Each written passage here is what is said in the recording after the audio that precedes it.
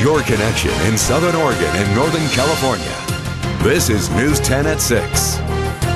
Employees returned to work at the Jackson County District Attorney's Office today, 2 days after an explosive device partially exploded out front.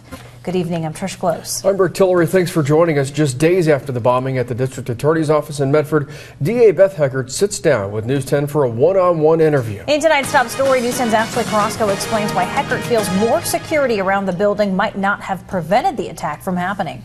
At first I thought a broken window, some kind of an alarm went off. It was 5 a.m. when District Attorney Beth Heckert got the call.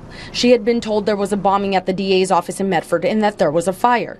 So then I was starting to think oh, wait a minute, this might be a lot more than what I was originally picturing. It turns out someone had partially exploded a propane tank right in front of the building, which caused a window to shatter. Heckert says she's grateful no one was in the building at the time. It's always, you feel better that, property can be repaired and replaced. People can't be. Days after the attack, Heckert says her staff is feeling strong and motivated. It does kind of rock you a little bit that something like this would happen, but I have a very resilient crew and a very determined staff. Some question if the attack could have been prevented if there was more security.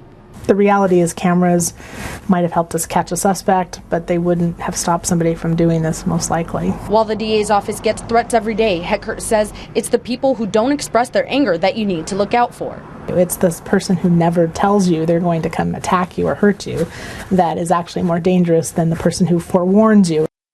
Covering your news, Ashley Carrasco, News 10.